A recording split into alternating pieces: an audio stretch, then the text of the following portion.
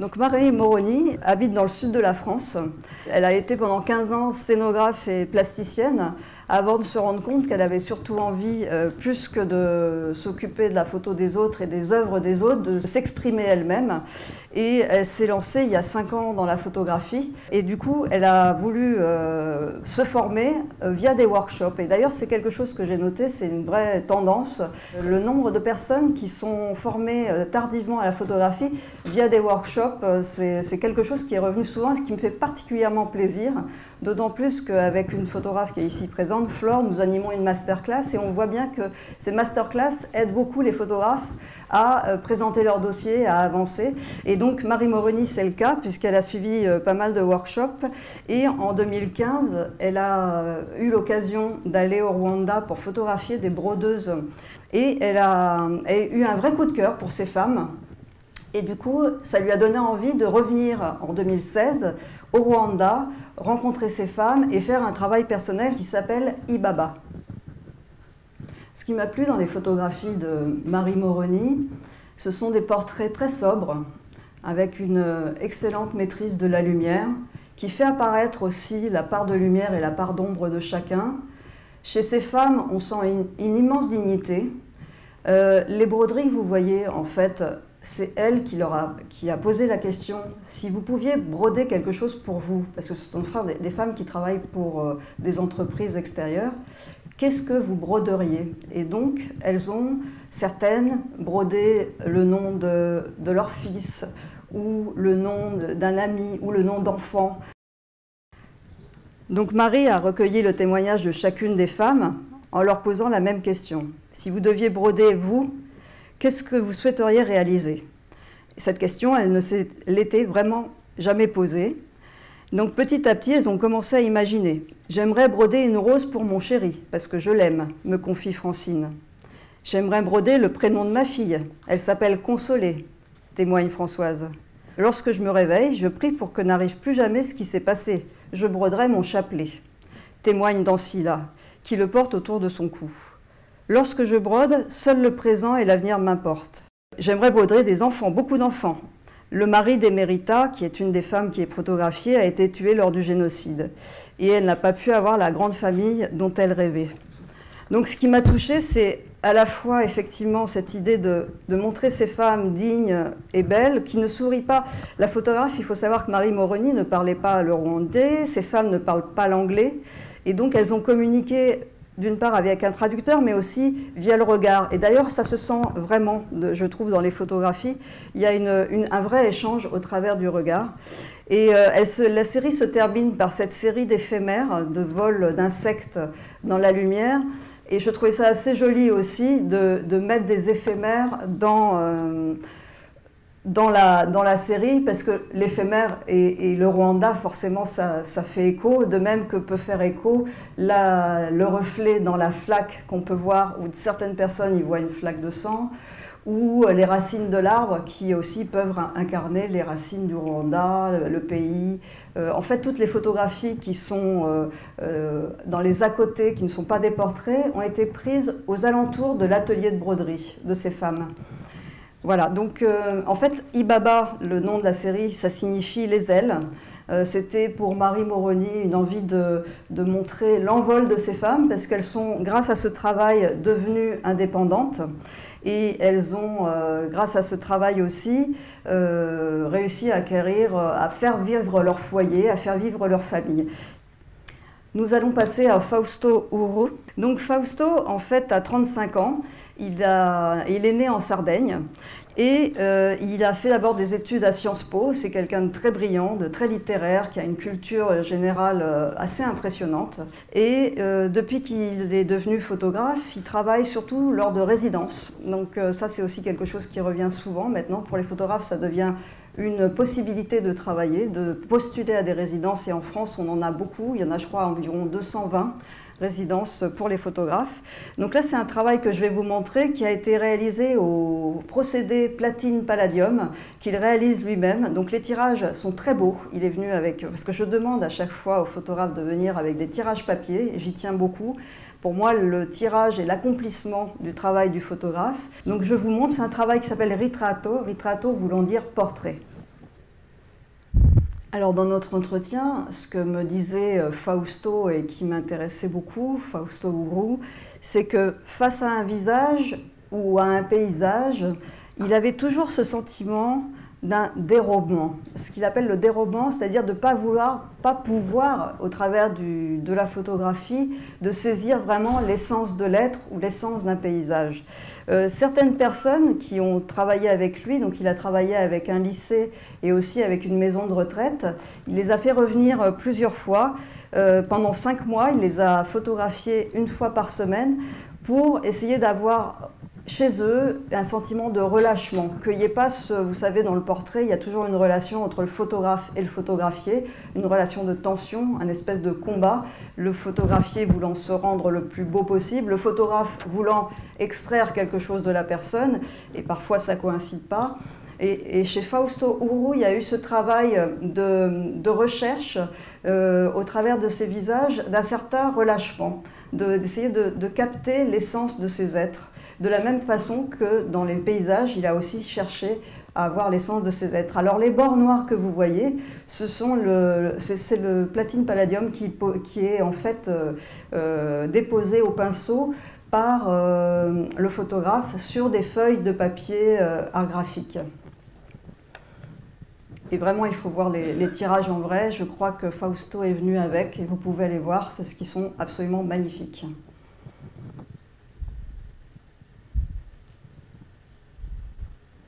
Ce qui m'a plu dans ce travail, c'est aussi le portrait est toujours quelque chose d'un peu frustrant, je trouve.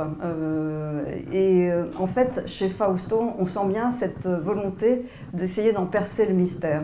Voilà, c'est plus la qualité des tirages, évidemment, qui m'a beaucoup plu. Nous allons passer à Samir Tatli. Alors Samir est quelqu'un qui a un parcours intéressant puisqu'il est tunisien. Il a fait des études de commerce à Carthage et lors de la révolution tunisienne, vous savez, en 2011, il y a une période assez troublée en Tunisie. Il s'est dit c'est peut-être le moment ou jamais de faire ce que j'ai vraiment envie de faire. Il a commencé d'abord à faire des études de cinéma à Prague. Et puis, il s'est dit, mais ce que j'aime vraiment, c'est la photographie, donc je vais participer à des concours. Il en a gagné un, ça l'a encouragé. Et il est venu en France suivre l'école de photographie Speos, dont il a été diplômé. Et à partir de là, en fait, il a eu un véritable parcours du combattant parce qu'il pensait que avec ses diplômes, avec l'insertion que lui a apporté le fait de gagner des concours photographiques, le fait d'être dans une école, il pourrait avoir ses papiers. Il a fait une demande de séjour, comme le font les étrangers qui résident en France, et cette demande lui a été refusée. C'était il y a 5 ans. Et le mot qui revenait en permanence, qui devenait une obsession, c'était préfecture. Je vous montre la série, vous allez comprendre.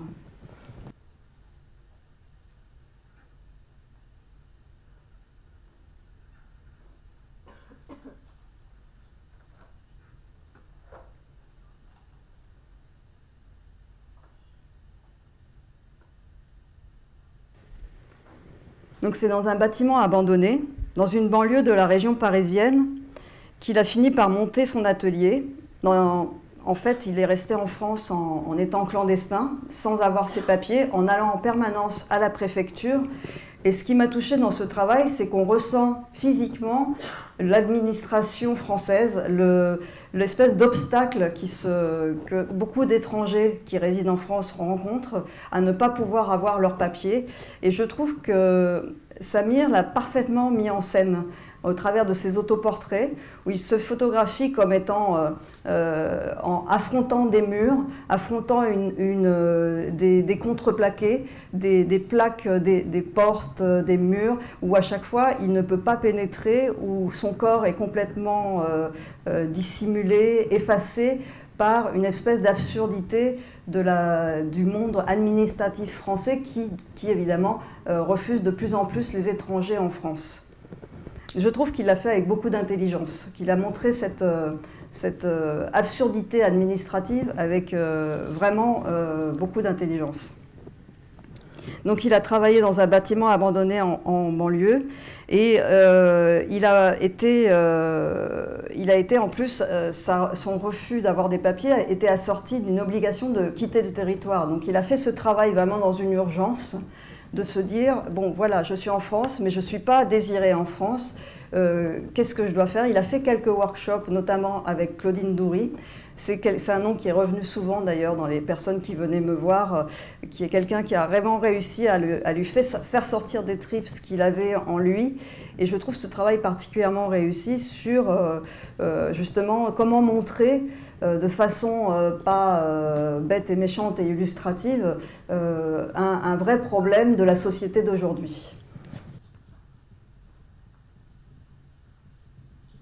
Alors pour la bonne nouvelle quand même, pour revenir à Samir, je remonte quelques photographies, c'est que depuis, sa situation a été régularisée. Voilà, donc, et on est content pour lui. Alors, je passe à Véronique Lost. Elle vit et elle travaille à Metz. Et en fait, elle est tombée sur le carnet de bord, le journal de bord de son grand-père qui avait fait la Deuxième Guerre mondiale. Et elle s'est mise à le lire et elle a trouvé que ce travail était, enfin, ce récit était formidable et elle a eu envie de le mettre en scène dans un travail photographique en retournant sur les lieux de mémoire. Les lieux, en l'occurrence, c'est la plage de Dunkerque où son grand-père a été fait prisonnier.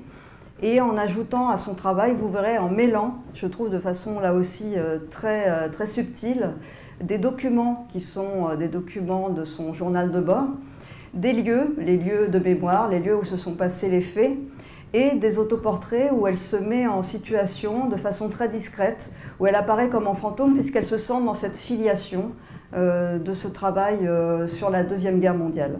Le travail s'appelle Stigmates. Le titre est bien choisi puisque les stigmates, ce sont les cicatrices d'une blessure, en l'occurrence les cicatrices que la guerre a laissées comme ce bunker sur la plage de Dunkerque. Certaines photographies, vous l'avez vu, sont rayées. Elle a repris des bribes du journal de bord qui avait été arraché quand il était prisonnier. En fait, on lui a arraché des morceaux de son journal de bord, donc elle a repris ces morceaux de texte qu'elle a refotographiés.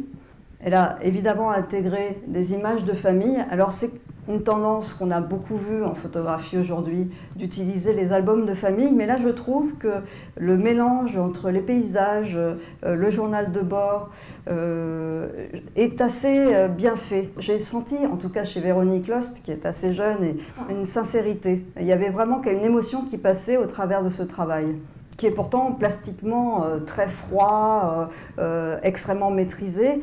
Et par exemple, au travers de ces brûlures là, qui arrivent, de ce papier brûlé, puisque ce journal de bord a été lui-même un stigmate, et on pourrait dire que c'est un stigmate de la guerre, c'est une cicatrice, puisqu'il est arraché, déchiré, froissé, et c'est ce qu'elle a essayé de traduire dans ce travail. Alors, Véronique a créé avec d'autres artistes un collectif qui s'appelle Dissidence, je tenais à signaler, et je trouve que c'est vraiment, parmi les personnes que j'ai vues, quelqu'un que je trouve vraiment intéressant à suivre. J'ai vraiment envie de voir le travail, comment il va continuer, pour les autres aussi évidemment, mais elle, je trouve que c'est particulièrement maîtrisé. Juste un petit détail, pour les photographies, la plupart sont faites, les photos de paysage sont extrêmement bien cadrées, c'est fait sur trépied, souvent avec des poses longues. Et juste un petit détail sur le grand-père qui finalement a été libéré à la guerre et est décédé en 86, donc il a quand même pu s'en sortir de cette triste histoire. Alors le duo que je vais présenter ensuite, c'est deux jeunes hommes de 34 et 30 ans, Raphaël Bourrelli et Sébastien Tixier, sont tous les deux photographes et ont eu cette idée, en fait, travailler à deux, déjà c'est pas facile, tous les deux utilisent le format 6:7, généralement au Mamiya 7, donc pour ceux qui connaissent, donc c'est un format qui est un peu carré mais pas complètement. Et en fait, ça leur paraissait intéressant de travailler à deux sur ce projet qui les a emmenés pendant 3 ans en Chine. Donc c'est un projet au long cours où en fait ils avaient envie, tous les deux sont très concernés par les problèmes environnementaux Et ils avaient envie tous les deux de travailler sur cette région du centre de la Chine, qui s'appelle non pas Shanshui comme on pourrait le croire, mais Langzhou. Alors je m'excuse s'il y a des Chinois dans la salle, je ne prononce peut-être pas très bien, mais Langzhou, c'est donc une région du centre de la Chine où, en fait, comme beaucoup d'endroits, elle est en train de subir des bouleversements monstrueux puisque cette région va être carrément rasée. Enfin, c'est une région montagneuse dont certains endroits vont être littéralement rasés pour laisser place à de l'urbanisation. Donc, ils se sont répartis le territoire. C'était aussi l'intérêt d'être à deux, c'est de pouvoir, comme ils ne conduisaient pas, ils ne pouvaient pas conduire sur place, qu'ils ne parlaient pas le chinois, ils étaient obligés de se répartir le territoire. Donc il y en avait un qui prenait le train, l'autre qui prenait le bus, et ils essayaient de se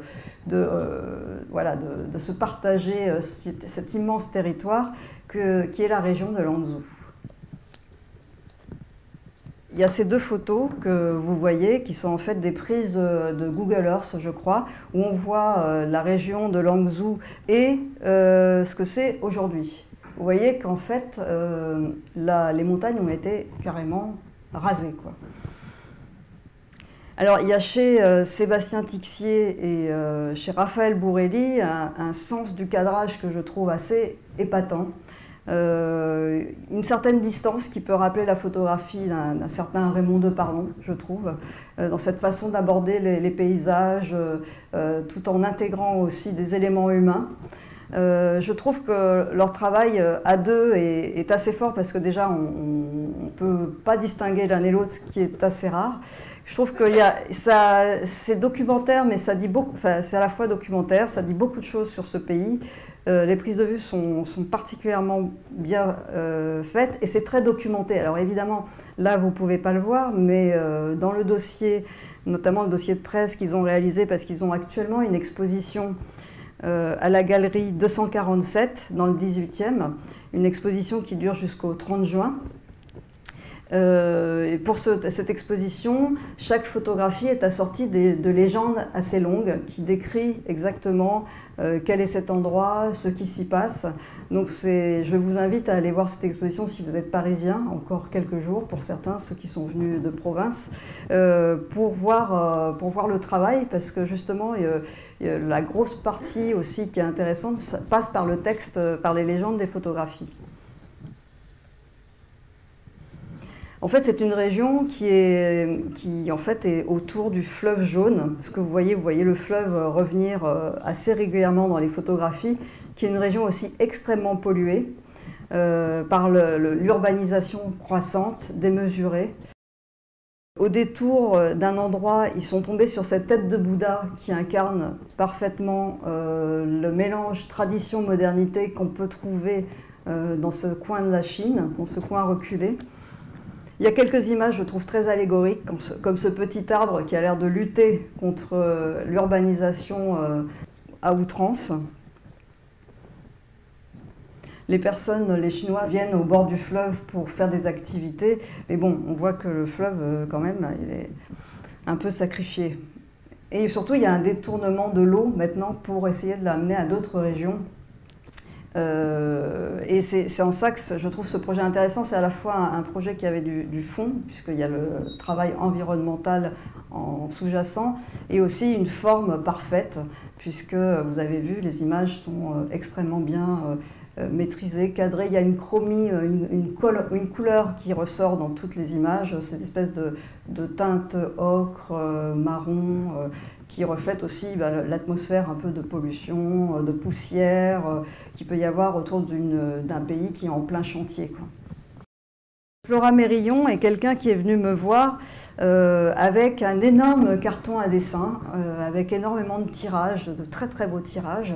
Et c'est une femme qui m'a particulièrement touchée par sa sensibilité, par son aspect même physique, diaphane, un petit peu fragile comme ça, un peu frêle, mais à la fois très forte. Et elle m'a montré plusieurs séries. J'ai gardé une qui s'appelle L'ailleurs de l'autre. Alors L'ailleurs de l'autre, c'est toute une série qui a été faite à différents endroits, et notamment en Tasmanie, lors de plusieurs voyages, en 2009 en Australie, en Tasmanie, en 2010 en Inde, et en 2012 au Japon. Mais en fait, les lieux importent peu. Vous allez voir que ce qui se passe au travers des images de Flora Mérillon, c'est plutôt une sensation, une émotion, une façon de révéler l'intime que j'ai trouvé vraiment très beau et très touchant. Alors de la même manière, comme pour Fausto Uru, où les tirages ont une importance, ici, ce que vous allez voir est forcément un peu réducteur et ne rend pas hommage au travail de tirage qui a été fait par Flora Mérillon.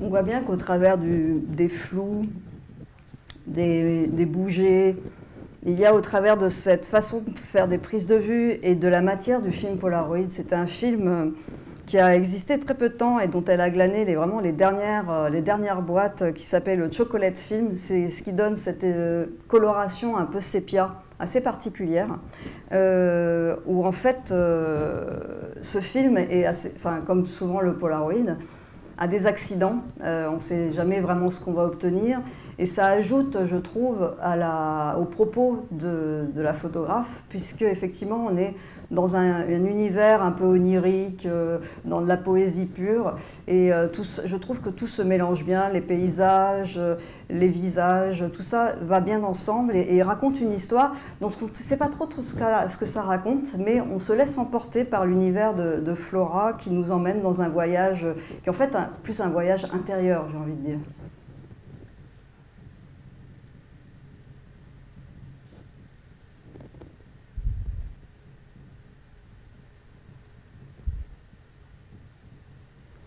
Dans son propos, Flora Mérillon me disait vouloir capter l'indicible, ce qu'on a au fond de soi, les relations entre les personnes, faire remonter l'inconscient et faire sortir une émotion.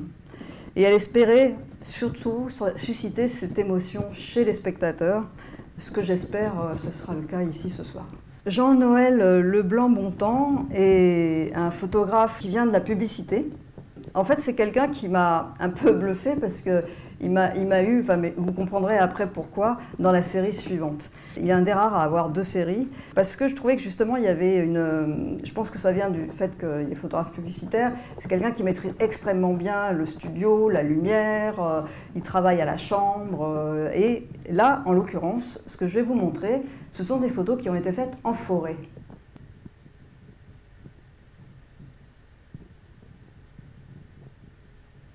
Moi, au départ, je me suis dit, il a reconstitué de la forêt en studio, puisque les photographes de pub ou ceux de nature morte, souvent, sont habitués à faire ce genre de choses. Et en fait, pas du tout. Il est parti en voiture, il adore la nature, il aime se promener en forêt. Il m'a dit qu'il avait un côté un peu misanthrope, comme ça, il aimait bien s'isoler. Et avec sa pelle et du tissu noir, en fait, il a creusé des trous dans la nature. Et il a mis ce qu'il appelle, il a borgnolé, j'ai bien aimé ce terme parce que ça fait longtemps que je ne l'avais pas entendu. Il a borgnolé tout autour, en creusant autour de 20 mètres de large et 3 mètres de profondeur, pour ensuite mettre du tissu noir tout autour et faire ses photographies avec un peu d'éclairage quand même. J'ai trouvé ça assez épatant quand même, je dois dire que ça va être mon côté judéo-chrétien, de sentir quand même qu'il y a un travail de fait, beaucoup de travail derrière de production. Beaucoup de sueur. En l'occurrence, je trouve particulièrement réussi les morceaux de terre où on a l'impression que c'est presque en apesanteur.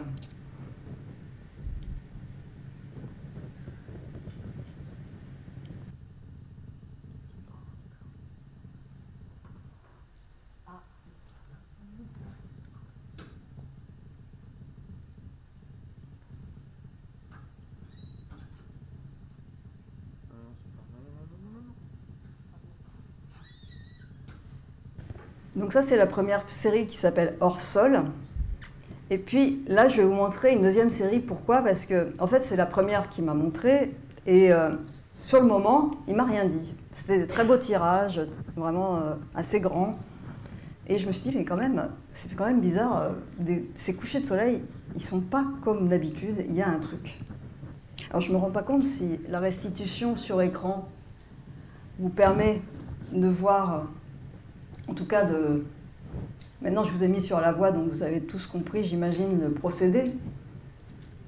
Mais je vous assure qu'une fois tiré en grand, c'était assez bluffant parce que au début, j'ai eu vraiment un doute. Vous aurez compris qu'il s'agit là pour le coup de photos réalisées en studio avec en fait des cieux qui ont été photographiés dans Paris, puisqu'à une époque il avait une vue sur une terrasse et il pouvait photographier des cieux, qui ont été tirés en très très grand. Puis ensuite, il a déposé ces tirages dans le fond de son studio, il a mis des sacs en plastique par terre, et avec un travail savant d'éclairage, et en refotographiant à la chambre avec un dos numérique, il a créé ces faux paysages de mer. Et je trouve que ça a résonné, on a longuement discuté de ce travail parce que j'ai trouvé ça particulièrement intéressant, puisque évidemment, moi j'y vois une dénonciation aussi de la plastification des océans, puisqu'on en parle beaucoup actuellement. Quelquefois, il a quand même gardé vous savez, propreté, les écrits qu'il y a sur les sacs en plastique pour nous mettre sur la voie. Mais je trouvais qu'il y avait là une façon particulièrement subtile et maligne de dénoncer quelque chose qui, plutôt que de montrer la mer avec les plastiques qui nous polluent, je trouvais que c'était une façon très habile de montrer et de dénoncer cette pollution de la mer. Alors Shinji Nagabe, c'était donc une belle rencontre. Je vois arriver un jeune garçon japonais, donc je m'attends bêtement à ce qu'il parle avec un accent japonais, et là il me parle avec un accent brésilien. Alors je dois dire que j'étais assez surprise, et vous allez voir, ces photos révèlent aussi cette double culture, puisqu'en fait il est d'origine japonaise, mais il est né au Brésil. Et donc c'est assez intéressant, je trouve, de voir à la fois ce mélange de postures qui peuvent rappeler certains portraits de l'art japonais et les couleurs tropicales qu'il a mis dans ses photos, où là on ressent vraiment la chaleur du carnaval brésilien. Alors Shinji a 42 ans, il a fait d'abord des études de journalisme. Et en fait, ce qui l'intéressait avec la photographie, c'est aussi de pouvoir revenir sur l'histoire de ce pays, et notamment d'incarner des légendes de certaines religions brésiliennes, notamment les religions syncrétistes autour du candomblé. Enfin, il y a pas mal de légendes qui sont illustrées au travers de ces photographies. Alors je lui ai demandé, mais Shinji, pourquoi tu caches les visages? Parce que c'est vrai qu'il y a un peu cette tendance actuellement qui moi peut m'agacer parfois. Et chez Shinji, il m'a tout de suite dit, les yeux c'est la première chose qu'on voit. Et j'avais envie, dans mon travail, que ça soit un travail de fantaisie, justement, et qu'elle se déconnecte du réel pour raconter autre chose. Et j'ai trouvé que ces masques, ce sont presque des masques qui sont mis sur les visages, permettaient justement d'abord de faire un rappel à la culture brésilienne, et aussi de nier la réalité, de se décoller en tout cas de la réalité pour aller vers autre chose, un univers beaucoup plus fantastique, comme ça, un peu étonnant, qu'on n'a pas l'habitude de voir, avec ces couleurs criardes, saturées, qui moi me plaisent beaucoup et qui sont d'autant plus étonnantes que quand on voit Shinji, on a du mal à imaginer qu'il ait fait ces photos, mais c'est amusant. Alors les rouges, les photos avec cette dominante rouge, c'était pour Shinji une façon de montrer son attachement à la photographie, et notamment à ses premières émotions qu'il a ressenties au laboratoire. C'était un espèce de clin d'œil à la sensation qu'il avait de la photographie argentique et à son attachement de la photographie. Alors ensuite, je passe à Laure Wouters. C'est une belle rencontre aussi, Laure Wouters, parce que c'est une très belle histoire. Laure, elle a 56 ans, elle a été pendant longtemps directrice artistique, elle a fait des études d'art plastique, et elle a suivi aussi un stage de photographie avec plusieurs photographes, et notamment Frédéric Leclou. Il a obligé pendant un week-end à aller chez les gens. Il a dit, tu vas chez les gens et tu me ramènes des photos. Donc là, elle est obligée au pied du mur d'y aller. Et finalement, vous allez voir que le résultat était plutôt bénéfique. Donc la série s'appelle Serge et Jacqueline. En fait, c'est une histoire d'amour entre Serge, qui a toujours été amoureux de Jacqueline, mais Jacqueline s'est mariée avec un autre homme. Et lui, toute sa vie durant, il est resté chez sa mère et il a attendu Jacqueline. Et puis un jour, le mari de Jacqueline est décédé d'un AVC. Et ils se sont retrouvés, presque, je crois, 30 ans après.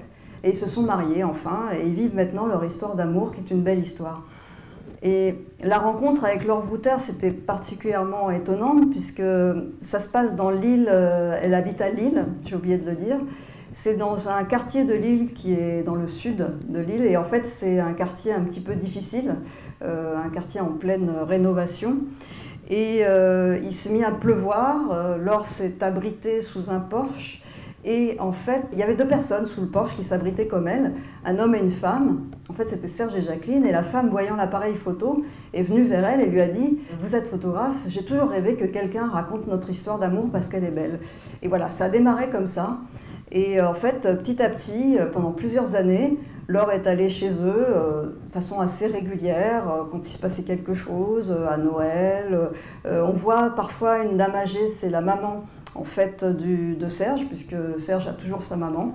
Et cette série, en fait, qu'elle a travaillé sur plusieurs années au Leica, avec donc un appareil discret au 35 mm, dans la pure tradition des photoreporters. Alors on peut penser, ici c'est en couleur, mais je fais cette allusion exprès à quelqu'un comme Courtina, qui est un photographe social. J'avais envie aussi de montrer cette veine de la photographie qu'on voit de moins en moins, je trouve, qui moi m'est apparu, enfin dans les lectures de portfolio, j'en avais pas eu beaucoup, mais quand j'en ai eu, c'était vraiment des pépites. Donc j'étais assez contente de pouvoir les montrer. Et d'autant plus contente que Laure a gagné le prix Sophot cette année.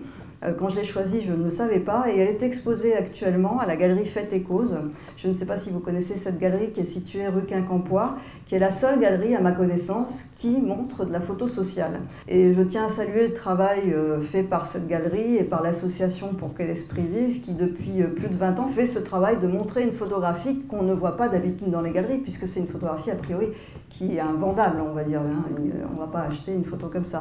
Donc je trouve que c'est très courageux de leur part de le faire. Je dois préciser aussi qu'il y avait un appel à dons pour le livre. Je crois que le livre va se faire, donc j'en suis très contente. Serge et Jacqueline sont devenus ses ambassadeurs d'une certaine manière, parce qu'ils vont eux-mêmes, avec les bons de souscription dans leur quartier, voir les gens pour ramasser de l'argent pour faire le livre. Je trouve ça assez extraordinaire, quoi. Il s'est lié vraiment à une relation entre eux qui est de l'ordre presque de la famille, quoi. On peut dire que vous appartenez à la même famille maintenant, hein, tu m'en voudras pas de dire ça. Geoffroy Caffieri, là je deviens un peu plus grave parce que ça a été un choc pour moi cette rencontre. Je ne sais pas s'il le sait, je sais qu'il est présent dans la salle, je crois qu'il me tend la main. Ça a été, bon, j'ose le dire maintenant, une des rencontres les plus fortes que j'ai faites cette année. Franchement, vous allez voir le travail qu'il m'a présenté avec beaucoup de réserve et de pudeur, et un travail, je trouve, extrêmement fort sur son fils qui est atteint de schizophrénie. Alors moi, je connaissais mal cette maladie, et je crois que d'ailleurs beaucoup de gens la connaissent mal. Elle est très stigmatisée, et il me disait que la schizophrénie, en fait, les gens qui étaient atteints de schizophrénie étaient atteints d'une double peine, puisqu'en fait, non seulement ils étaient malades, mais en plus rejetés de la société parce que les gens ont peur d'eux.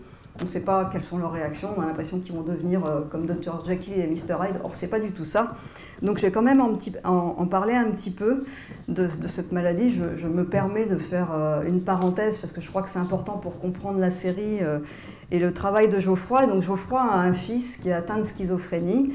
Geoffroy se rêvait reporter, photographe, et puis il a travaillé, il est officier de carrière. Alors c'est encore plus étonnant, j'ai trouvé, alors c'était complètement idiot de ma part, mais j'ai eu une réaction en me disant mais comment un militaire peut faire un travail aussi sensible? C'est un peu idiot, je suis désolée, c'est comme ça, on est plein d'a priori. Et vous allez voir que là aussi, où je trouve très subtil le travail de Geoffroy, c'est qu'il a mêlé des notes qu'il prenait sur ce que disait son fils sur son téléphone portable. Donc je vous montre la série, qui s'appelle « Dis papa ». Il a mêlé des photos noir et blanc qu'il a prises de son fils avec des notes prises au téléphone portable. J'espère que vous aurez le temps de les lire. Où là, effectivement, quand on lit ces notes, on se dit mais qu'est-ce qui se passe, quoi. Et donc, je vais lire un petit morceau du texte de la présentation de sa série. Mon fils, comme beaucoup d'autres, a subi de nombreux soubresauts. Le deuil prématuré d'une mère, la maladie au moment où il aurait dû s'affranchir et vivre une vie autonome et authentique. Ce récit commence en décembre 2011 à l'annonce de cette affection sévère et chronique. C'est Geoffroy Caffieri qui parle, j'ai tout d'abord pris des notes écrites pour rendre compte aux médecins de ce que mon fils vivait. Une fois l'état de stupeur passé, les notes se sont faites de plus en plus précises pour que ma mémoire n'altère pas ce qui avait été vécu. L'acceptation a ouvert la porte à une autre forme d'engagement, celui de témoigner du trouble entre le moi et le monde extérieur. L'association des textes et des photographies s'est alors imposée.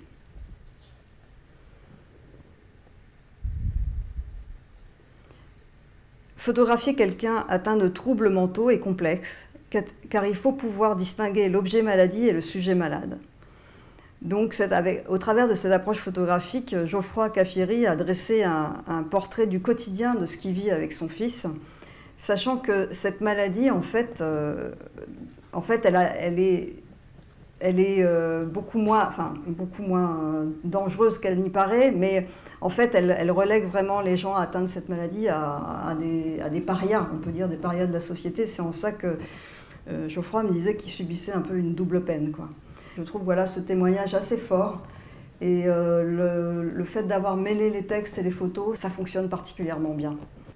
Donc la série suivante, c'est une série d'une jeune fille, c'est une jeune femme qui est venue me voir. Je dis une jeune femme, elle a 49 ans, donc elle est jeune, qui en fait était pleine d'enthousiasme. Elle m'a beaucoup plu parce que c'était quelqu'un de pétillant, quelqu'un qui a un métier et qui utilise la photographie pour exprimer des choses qu'elle a au fond de soi.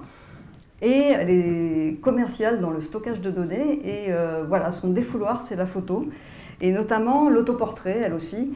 C'est d'ailleurs vraiment quelque chose qui est revenu très souvent dans mes lectures de portfolio cette année. Cette tendance à se montrer soi-même, à révéler par son image de soi-même des choses de sa vie ou des émotions qu'on a envie d'exprimer. Donc, de la même manière, Sophia a appris la photographie en suivant des workshops, notamment avec Claudine Doury, encore. Et elle a tenu à faire des séries d'autoportraits où en fait elle gère tout elle-même. C'est-à-dire que c'est elle qui est devant, derrière l'objectif, qui gère la lumière. Et il y a deux séries, donc Psychotropia, qui est une série où en fait elle avait envie d'imaginer ce qu'on pouvait laisser de soi une fois qu'on avait disparu. Donc ces images floues, tremblées, des images dont on ne perçoit pas jamais vraiment son visage, où elle se cache.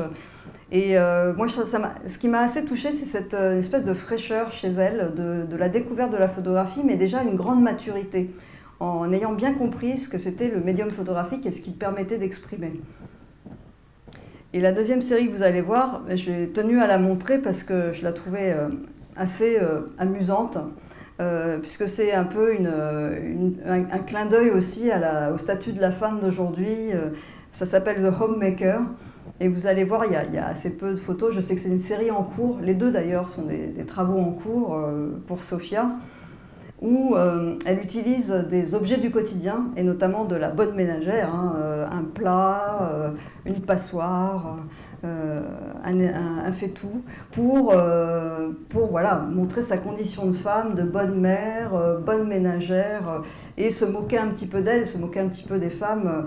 Moi j'y vois beaucoup d'humour et une grande maîtrise aussi, parce que c'est pas évident de faire ce genre de photos quand on est à la fois derrière et devant l'objectif.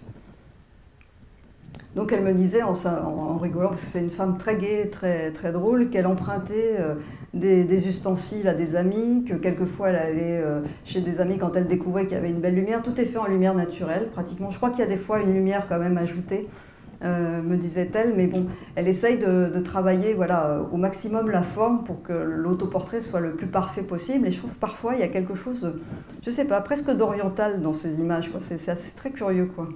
C'est dû aussi au fait aux objets utilisés. Et je trouvais ça un joli pied de nez à la femme ménagère, à la fameuse ménagère de moins de 50 ans qui reste au foyer.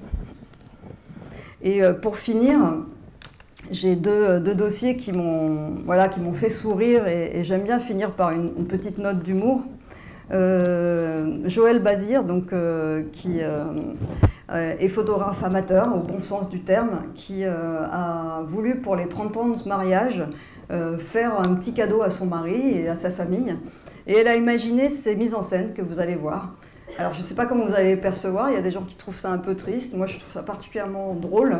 Je trouve qu'en tout cas, Joël Bazir a un étonnant sens de l'humour et de l'autodérision.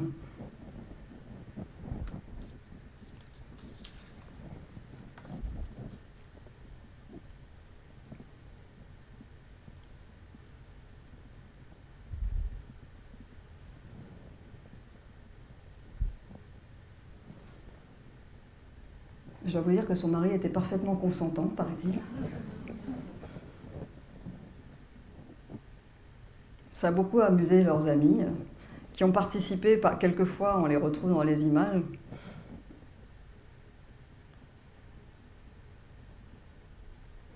C'est la robe de mariée qu'elle a réussi à mettre 30 ans après, bravo.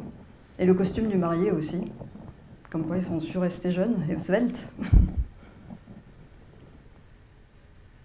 Donc là aussi, tout est fait appareil sur trépied, éclairage naturel la plupart du temps. Donc je trouve aussi pareil pour un photographe amateur, c'est quand même bien construit, bien maîtrisé. Et ça se finit, vous allez voir, par un... Ils se marièrent et eurent 3 enfants en l'occurrence. Et là, il y en a un qui apparaît. Je suis un peu en avance.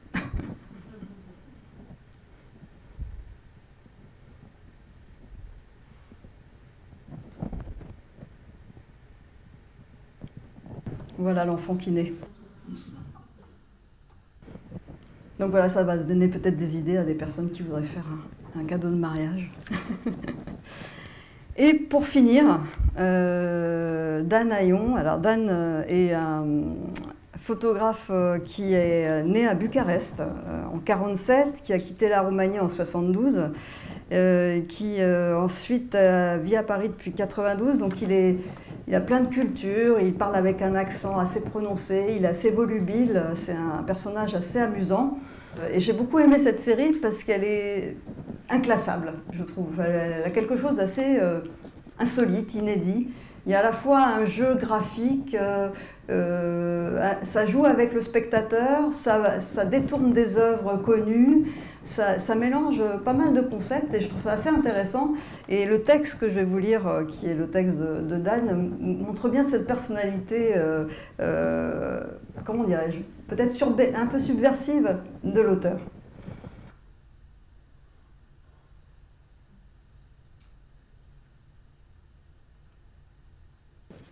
Rien n'est original.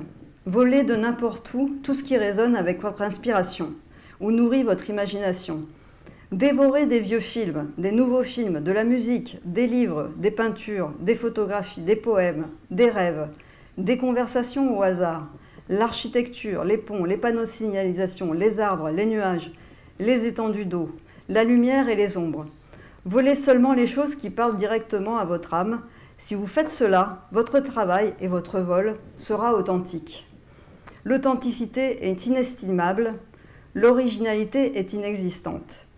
Et ne vous embêtez pas à dissimuler votre vol, célébrez-le si vous en avez envie. En tout cas, souvenez-vous toujours de ce que Jean-Luc Godard a dit, ce qui compte, ce n'est pas d'où vous prenez les choses, c'est où vous les emmenez. Et je trouvais que ce texte écrit par Dan me faisait une parfaite conclusion à cette soirée, à cette projection.